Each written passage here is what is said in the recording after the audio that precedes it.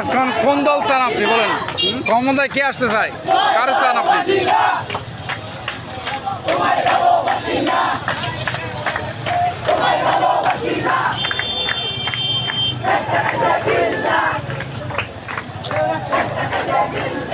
সবাই এক কথাই বলে যে বর্তমানে জামাত আসুক ক্ষমতায়, দেশ শান্তি থাকবে, ইসলামে ভরে যাবে। সবাই এগিয়ে আসেন, জামাতে ভোট দেন। খালেদা জিয়া অনেক মানুষ মারছে,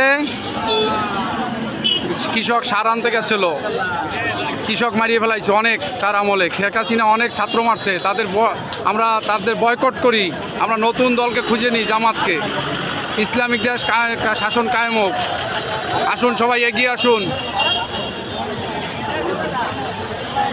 আপনি এই মুহূর্তে বলেন, কিছু বলেন, কি চাচ্ছেন? কোন দল ক্ষমতায় আসুক?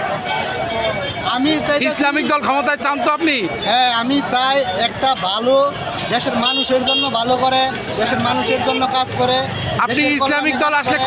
খুশি? ইসলাম দেশে কায়েম হইলে খুশি না? হ্যাঁ, দেশের মধ্যে একটা ইসলামিক দল যদি ক্ষমতায় আসে এবং তারা যদি ইসলামিক কুরআন এবং হাদিসের আলোকে যদি দেশ পরিচালনা করে, তাহলে অবশ্যই আমরা মুসলমান হিসেবে সর্বোচ্চ খুশি।